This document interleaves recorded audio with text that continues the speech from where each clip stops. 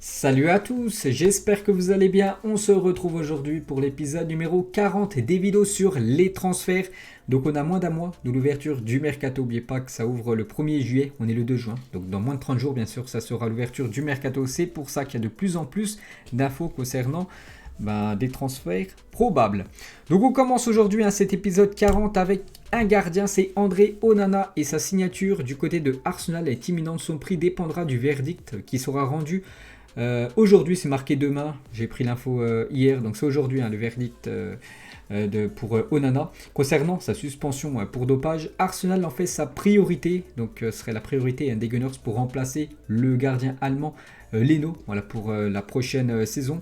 Donc Onana, vous savez qu'il a été testé positif au dopage il y a quelques mois, donc normalement pendant un an il peut plus jouer, voilà, il peut plus gauler avec une équipe professionnelle. Donc il a fait appel et aujourd'hui il y a le tribunal arbitral du sport qui se réunit pour prendre une décision concernant Onana pour réduire, on va dire, cette durée de un an. Donc il pourrait peut-être rejouer dès le début de la saison prochaine. C'est pour ça que Arsenal, les gars, aimerait l'avoir. Après, voilà, ça peut se faire très prochainement, les gars. Tout simplement, l'équipe des Gunners attend le verdict qui sera rendu aujourd'hui. Ensuite, on va parler d'un jeune joueur du Paris Saint-Germain. J'en avais parlé il y a quasiment une voire 2 semaines. J'avais dit que ce jeune joueur, Keys Ruiz-Atil, quittait l'équipe du Paris Saint-Germain. Voilà, il est très jeune, bien sûr. Donc, il devrait rester en Ligue 1 et certainement aller du côté de Lille, l'équipe sacrée champion de France. Donc, voilà, certainement le futur club de l'ancien joueur du Paris Saint-Germain. Ensuite, toujours avec le PSG, veut obtenir le prêt payant de Moskin pour une saison supplémentaire. Everton décidera de l'avenir de l'international italien qu'après avoir trouvé son nouveau coach. Quoi qu'il arrive, son prix est fixé à 45 millions d'euros pour Moskin, parce que le PSG aimerait le conserver une saison supplémentaire, parce qu'actuellement il appartient toujours à l'équipe de Everton. Mais voilà, si le PSG veut toujours l'avoir, soit ce sera encore un prêt payant, donc peut-être, je sais pas, un prêt encore de 10 millions d'euros, ou soit il achèterait définitivement, mais bon, son prix c'est 45 millions d'euros. Donc voilà, le Paris Saint-Germain va devoir prendre une décision très prochainement. Ensuite, on va parler du club du RB Leipzig qui est en discussion pour signer Maxence Lacroix qui a fait une grosse saison du côté de Wolfsburg. C'est la priorité du club pour remplacer Ibrahima Konaté, qu'on a parlé il y a quelques jours. Konaté a rejoint l'équipe de Liverpool, c'est officiel. Upamecano aussi a quitté cette équipe de Leipzig. C'est pour ça qu'il faut trouver des remplaçants. Et Leipzig adore les Français, parce que Konaté, Upamecano, c'est deux joueurs français.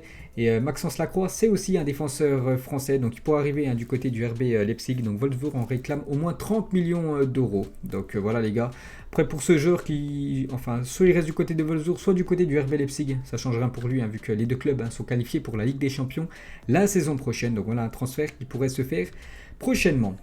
Ensuite, le LOSC apprécie le profil de Yacine Adli et le club serait déjà en contact avec le joueur pour le faire signer cet été pour l'ancien joueur du Paris Saint-Germain, maintenant joueur de Bordeaux. Vous savez que Bordeaux, c'est pas ouf, quand même depuis pas mal de saisons cette année. Ils ont encore joué le maintien. C'est très moyen pour une équipe comme Bordeaux, qui a été sacré champion de France il y a quand même moins de 10 ans, je crois. C'était leur début des années 2010. Donc voilà, le joueur pourrait aller du côté de Lille et surtout jouer la Ligue des Champions la saison prochaine. Donc ça va être compliqué pour Bordeaux de garder le jeune Yacine Adli. Ensuite les gars, on va parler de l'AC Milan. On va lever l'option d'achat de Fikayo Tomori. Donc lui, vous vous souvenez, j'en parlais lors des vidéos transferts. C'était lors du dernier mercato hivernal. J'avais dit que lui va être prêté du côté... il appartient à Chelsea. Il est prêté du côté de l'AC Milan. Et du coup, ça fait déjà 6 mois qu'il est du côté de l'AC Milan. Et l'AC Milan est convaincu par le joueur. Donc du coup, l'AC Milan devrait l'acheter définitivement. Donc Chelsea devrait recevoir 28 millions d'euros. Donc l'accord est bientôt conclu et portera sur un contrat de 5 ans. Donc il deviendrait un joueur 100% milanais. Ensuite, Liverpool aurait un fort intérêt pour Rafinha et serait prêt à dépenser 37 millions d'euros pour signer le Brésilien qui a fait une grosse saison du côté de Leeds United, l'ancien joueur du Stade Rennais. Donc c'est vrai qu'il avait joué qu'une saison du côté de Rennes. Là, il a fait une belle saison du côté de Leeds. Là vraiment il gravit les échelons parce que Rennes, ensuite Leeds et maintenant peut-être Liverpool pour la prochaine saison. Peut-être un joker de luxe les gars pour l'attaque des Reds. Donc voilà les gars, Liverpool pourrait s'offrir. Rafinha, n'oubliez pas que Rafinha, j'avais une info le dernier coup, c'est lui, le joueur brésilien qui a fait le plus de passes décisives cette saison dans les gros championnats européens. Donc voilà, peut-être Rafinha du côté de Liverpool. Ensuite les gars, on va parler de Gerson, cette info, c'est vrai que j'en parle depuis pas mal de temps mais c'est de plus en plus chaud. Gerson devrait bel et bien s'engager avec l'Olympique de Marseille selon Globo Esporte, donc un journal sportif brésilien. La transaction serait de 25 millions d'euros plus 5 millions d'euros en bonus et 20% à la revente. Un contrat de 5 ans normalement attend Gerson du côté de l'OM. Donc voilà, ça pourrait se faire dans les prochaines semaines. Je pense que ça va vraiment se décanter à partir du 1er juillet, bien sûr, quand les clubs déjà vont reprendre l'entraînement pour préparer la future semaine. Et bien sûr, ce sera aussi l'ouverture du mercato. Ensuite, les gars, des nouvelles de Sergio Ramos. Donc Sergio Ramos, actuellement, on ne sait pas ce qu'il va faire. Il n'a toujours pas prolongé. On parle du Paris Saint-Germain. Et aussi, Manchester City est prêt à recruter Sergio Ramos. Il quitte libre le Real Madrid cet été. Après... Faut pas oublier que maintenant il y a un nouveau coach du côté du Real Madrid, Carlo Ancelotti, et j'ai vu des infos que Carlo Ancelotti se serait entretenu avec Sergio Ramos, peut-être pour lui dire de prolonger. J'en sais rien, mais on sait qu'il y a aussi Manchester City qui aimerait avoir Sergio Ramos, affaire à suivre. Il est quand même convoité, le défenseur espagnol, malgré son âge plutôt âgé. Ensuite, on va parler du champion d'Europe, bien sûr, l'équipe de Chelsea. Et Thomas Tuchel veut bâtir une équipe redoutable à Chelsea. Il est déjà pas mal cette équipe des Blues, mais il aimerait rajouter Lukaku, qu'on va parler tout à l'heure. Donc déjà Lukaku, Declan Rice, un joueur de West Ham. Il a fait une grosse saison, le milieu anglais, je crois convoqué en plus dans les joueurs anglais qui vont disputer l'Euro. Et aussi Adama Traoré. Qui sont ciblés, l'attaquant de Wolverhampton, donc du lourd quand même. Et pour revenir sur Adama Traoré, comme annoncé par le journal Le Télégraphe, Adama Traoré est bien sur la liste de Chelsea pour le mercato estival. Donc Traoré, le joueur espagnol qui va disputer l'Euro avec l'Aurora, pourrait jouer du côté de Chelsea lors de la future saison. Ensuite, un autre joueur aussi qui pourrait aller du côté de Chelsea, c'est Boubacar Kamara. Intéresse fortement Chelsea. L'OM devrait récupérer une grosse somme avec la vente de son minot, qui n'a toujours pas prolongé, les gars, du côté de Marseille. Donc il devrait quitter cette équipe de Marseille, les gars, Kamara. Et Chelsea, il n'y a pas que Chelsea. J'avais vu aussi qu'il y a le Paris Saint-Germain. Bon, ça m'étonnerait qu'il vienne du côté du PSG. Il y a aussi des autres équipes anglaises, mais Chelsea aimerait avoir le jeune Boubacar Kamara, qui est très jeune, je crois qu'il a seulement 21 ans. Ensuite, on va parler de Lille. C'est que Lille a déjà vendu quand même pas mal de joueurs. L'entraîneur aussi qui est parti. Donc, on a parlé tout à l'heure de jeune parisien Kezruz Altil. Yacine Ali et aussi ce jeune joueur. Donc, le LOSC surveille de près la situation du jeune Nathanaël Mbeku. Tout comme un autre club français important, Reims demande 15 millions d'euros, bonus compris, et hors pourcentage à la revente pour le jeune international français. Donc, affaire à suivre. Ensuite, des nouvelles de l'ancien joueur de l'OM, Bouna Sarr. Et selon le journal Bild, Bouna Sarr devrait quitter le Bayern Munich très prochainement, malgré son contrat allant jusqu'en 2024. C'est vrai qu'il a signé 3 ans du côté du club bavarois.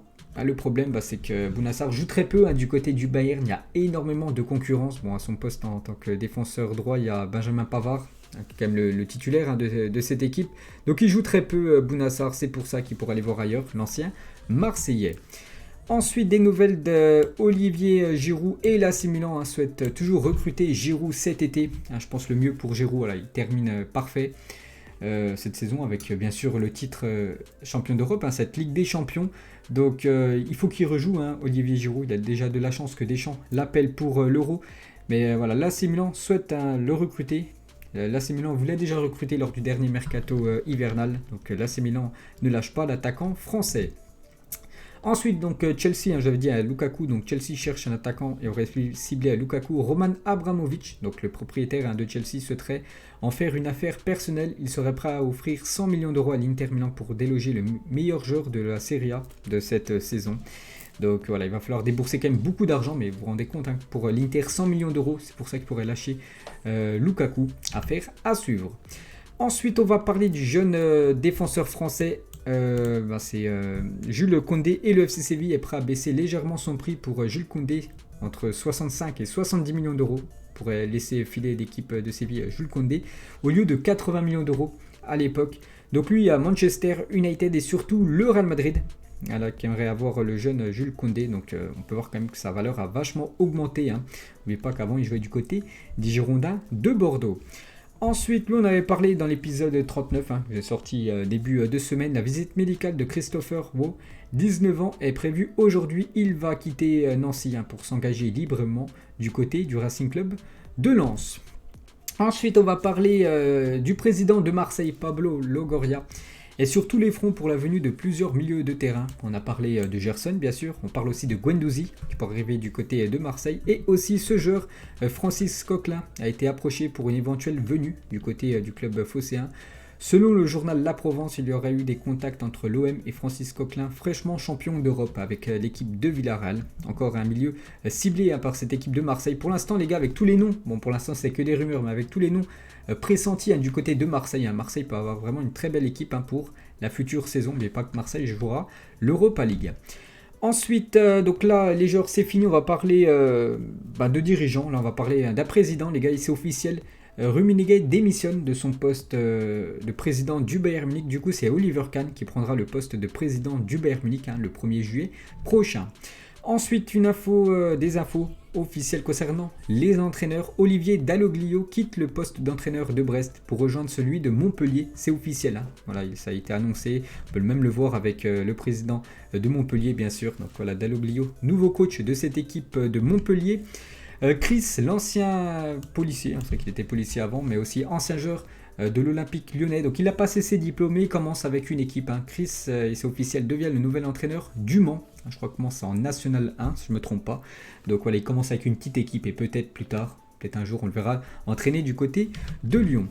Ensuite, Claudio Ranieri est une piste envisagée par le poste d'entraîneur du LOSC. Le coach est libre depuis son départ de la Sampdoria il y a quelques jours. Donc vous savez qu'à Lille, Galtier, voilà, c'est sûr, il quitte le club. Donc pour le remplacer, parce qu'actuellement on ne sait pas qui va remplacer Galtier, ça pourrait être Claudio Ranieri. N'oubliez pas qu'il a déjà entraîné en France du côté de l'AS Monaco. Il a aussi déjà entraîné bien sûr l'équipe de Leicester avec son magnifique parcours en 2015, champion d'Angleterre. Donc il pourrait venir entraîner cette équipe de Lille lors de la future saison. Ensuite, Villas-Boas, je l'avais dit dans l'épisode 39, la Lazio le voulait et du coup il a refusé de rejoindre la Lazio de Rome, l'ancien coach marseillais. Du coup, ça devrait être Maurizio Sarri qui est la cible prioritaire pour devenir le futur entraîneur de cette équipe italienne. Ensuite, donc les contacts, donc là c'est officiel, c'est vrai que j'ai oublié de l'enlever cette info. Donc voilà, les contacts avec Ancelotti et le Real Madrid ont commencé il y a quelques jours. Donc maintenant c'est bien officiel. Ancelotti, les gars, nouveau coach de cette équipe merengue. Et du coup, pour le remplacer, vu que c'était l'ancien coach de Everton, vu que maintenant c'est un coach du Real Madrid, donc du coup ça pourrait être Steven Gerrard, les gars, qui pourrait remplacer Ancelotti du côté de Everton. On entend aussi la rumeur Benitez. Officiel, Leonardo Jardim est le nouvel entraîneur de Al Hilal, j'en ai parlé il y a quelques jours, en rumeur de transfert. Cette fois-ci c'est bien officiel. L'ancien coach de Monaco prend la direction de l'Arabie Saoudite, bien sûr pour un gros salaire pour le coach portugais. Donc voilà, Ancelotti, coach du Real Madrid. Officiel, Gregor Kobel, 23 ans, quitte Stuttgart et s'engage jusqu'en juin 2026 au Borussia Dortmund. Je ne connais pas trop le profil du joueur, un nouveau joueur du côté du BVB. Ça c'était une rumeur de transfert, les gars, que j'avais prévu de mettre dans cet épisode, mais du coup ça s'est fait très vite. Irma Luzza s'est rendu à Londres ce matin afin de visiter les installations de Watford. Toujours pas d'accord entre les clubs ni même avec le joueur, et ça s'est fait en l'espace 12 heures. Regardez, c'est déjà officiel, le joueur de Nantes donc quitte cette équipe du FC Nantes et signe jusqu'en juin 2027 du côté de Watford. Montant du transfert 10 millions d'euros pour l'équipe française. Donc voilà, n'oubliez pas que Watford, ça monte en première ligue la saison prochaine. Ensuite, lui on en parlait depuis quand même pas mal de mois.